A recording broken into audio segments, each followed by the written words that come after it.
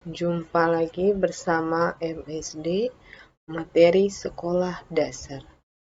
Jangan lupa like, komen, share, dan subscribe ya. Video pembelajaran kita kali ini yaitu materi tentang penyajian data kelas 5 sekolah dasar. Tujuan pembelajarannya, siswa dapat menyajikan data dengan bentuk daftar, tabel, diagram gambar yang berkaitan dengan data diri peserta didik dan lingkungan. Dalam video pembelajaran kita kali ini, kita akan menyajikan data dalam 3 bentuk. Pertama, dalam bentuk daftar. Yang kedua, dalam bentuk tabel. Dan yang ketiga, dalam bentuk diagram gambar. Sebelum kita menyajikan data, kita harus membaca dan menafsirkan data terlebih dahulu. Di sini ada data tinggi badan siswa yang telah diperoleh pada materi pengumpulan data. Jumlah datanya sebanyak 18 siswa dan datanya masih secara acak.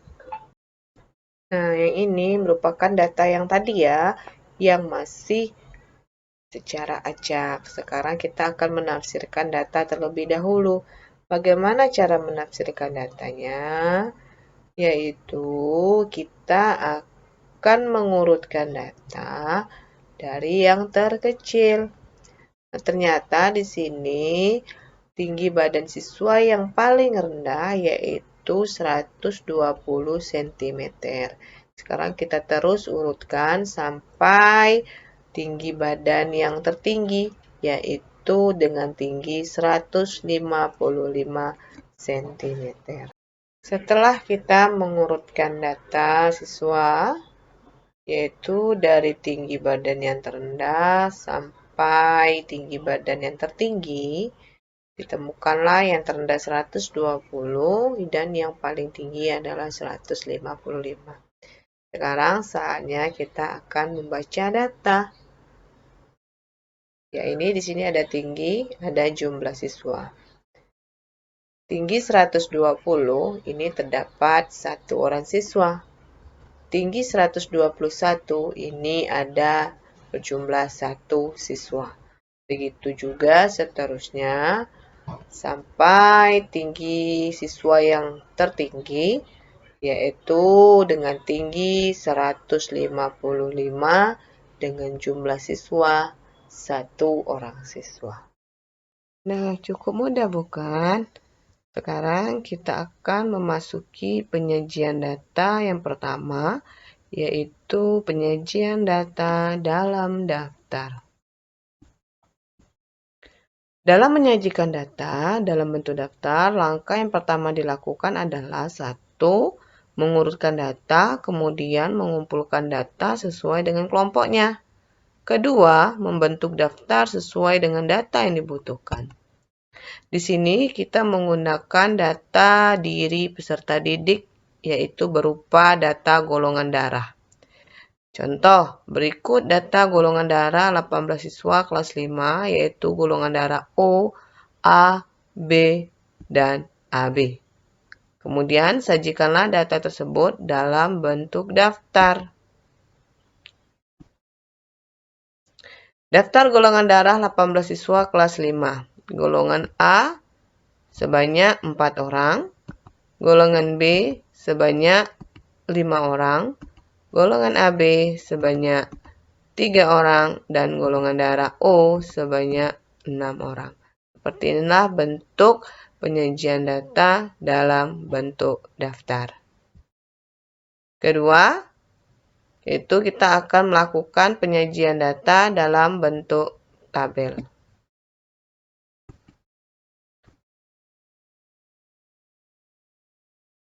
Di sini kita masih menggunakan data dari peserta didik, yaitu berupa data golongan darah. Data golongan darah 18 siswa kelas 5. Nah, di sini dalam bentuk tabel, yaitu terdiri dari 3 kolom baris.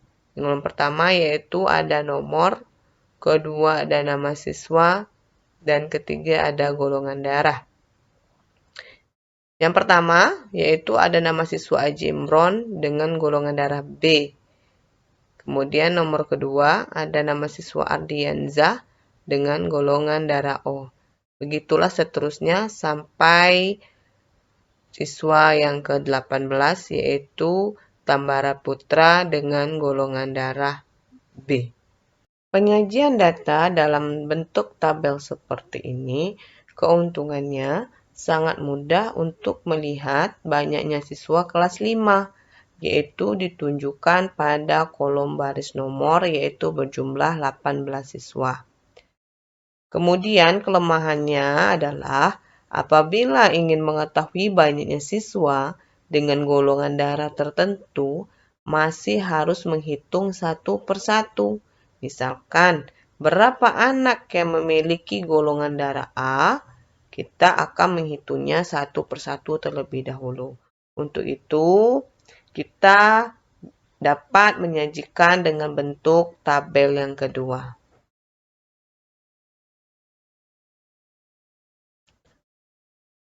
Nah, di sini sama seperti tabel yang pertama, yaitu terdiri dari 3 kolom baris. Yang pertama ada nomor, yang kedua ada golongan darah, dan ketiga ada nama siswa. Untuk kolom baris yang pertama yaitu nomor 1, golongan darah A, ini terdiri dari nama siswa ada Irgi Ahmad Farezi, Rizky Romadani, Saza Nadia, dan Sherly Olivia. Begitu juga golongan darah B, AB, dan O.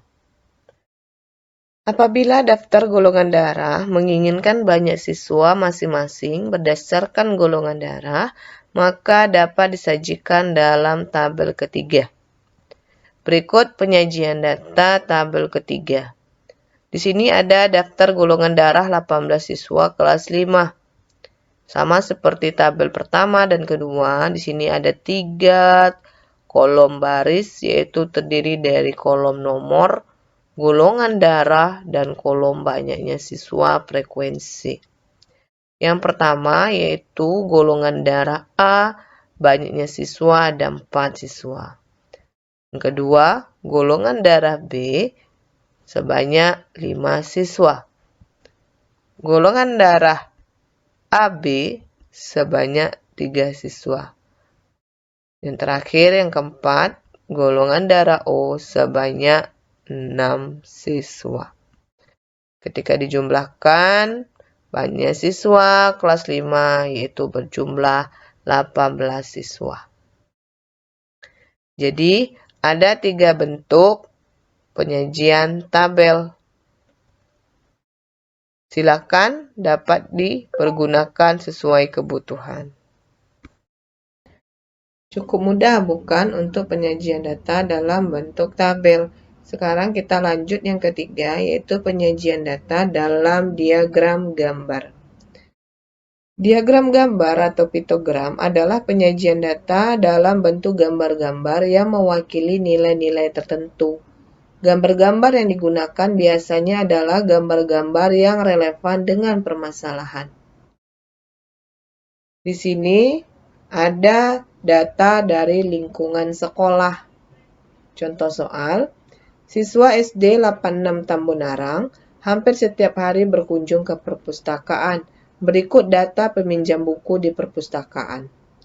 Hari Senin sebanyak 25 siswa, hari Selasa sebanyak 20 siswa, hari Rabu sebanyak 30 siswa, hari Kamis sebanyak 15 siswa, hari Jumat sebanyak 10 siswa, dan hari Sabtu sebanyak 45 siswa. Sajikan data tersebut dalam bentuk diagram gambar. Di sini ada 3 petunjuk. Yang pertama, gunakanlah tabel sebagai pemisah data. Tabel dipergunakan untuk mempermudah dalam membaca data. Yang kedua, untuk menyajikan data dengan menggunakan diagram gambar. Diagram gambar data diwakilkan oleh gambar sehingga tampak menarik.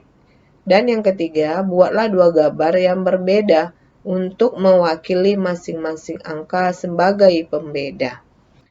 Berikut kita sajikan data kunjungan ke perpustakaan dengan menggunakan diagram gambar. Sesuai dengan petunjuk sebelumnya, yaitu pertama kita akan menggunakan tabel sebagai pemisah data.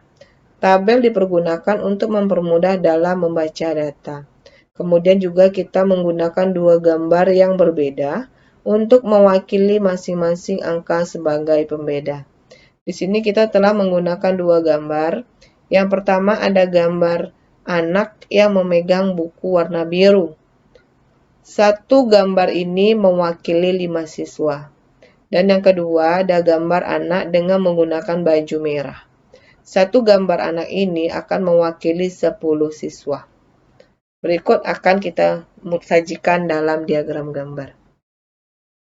Pada kolom hari Senin, di sini dengan jumlah peminjam 25 siswa.